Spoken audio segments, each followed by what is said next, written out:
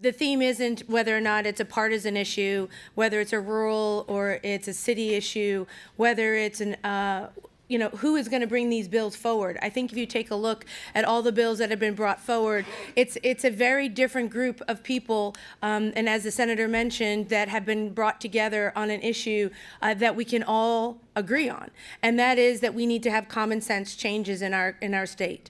And the ability for us, and I think everyone in this room can agree, that we've talked about the barriers that people face when they come out of serving their time and doing what the government and our justice system has asked of them to pay for a mistake that they made. But the ability for us to turn that around and say that we can all agree that we want people to be good workers. We want people to be part of our communities. We want people to be good family people. We want them to be home with their families. We want them to be with their children and raise strong children that won't make the mistakes that maybe their parent made. Learn from mistakes, not be punished because of them. They served their time, and now they're moving on, and we want them back in our communities being good, productive citizens. And I think all the legislation that you see that's coming through, that is the end-all, be-all. We need to remove barriers, and we need to say to people that they deserve a second chance.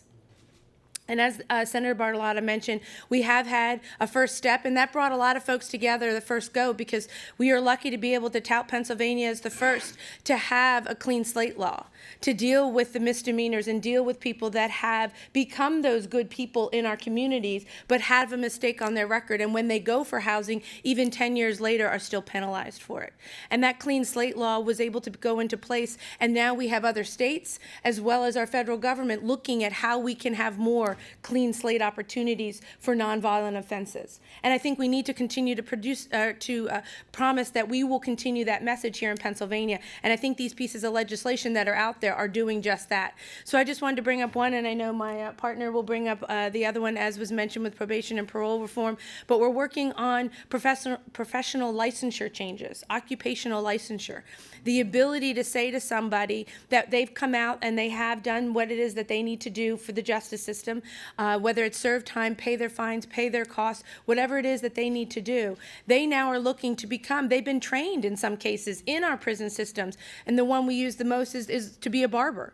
They've been trained to come out and be able to do that skill out in our communities. But then they run into barriers because they go for state licensure. Our Department of State licenses 29 different state licensure boards, all with the idea of protecting our communities, which is obviously the paramount and important factor, that we need to make sure our communities are safe. But someone who has a shoplifting charge has nothing to do with cutting hair. Why are we barring someone from getting that license and getting a job, possibly opening their own shop and being entrepreneurial within our communities? We want to encourage that. Why are we saying to them that, no, you cannot have that license?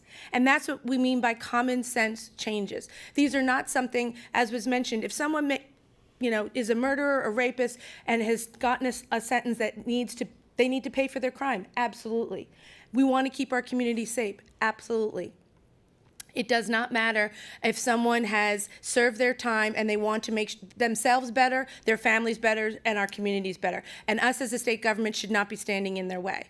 So we need to make sure that we take another look. There's no law that's out there, I believe wholeheartedly, on any issue that shouldn't be revisited every once in a while, because we need to stay up with the times. And these laws and these bills that have been proposed are doing just that, trying to stay up with the times, making common sense changes to allow people to be good citizens. And I think we can all agree that that's something we desperately need in Pennsylvania, and that we are all standing behind. As you can see, and as it has been mentioned, there is a very wide array of individuals that support this type of change, and we need to continue to do that. So with that, I look forward to working not only with my colleagues in the House, but also in the Senate, and hopefully getting to the governor's desk a number of changes with probation and parole reform, with occupational licensure, and many of the other bills that have been introduced to be able to allow people to have just what we've asked for, which is that second chance. I think we all deserve that. So thank you very much.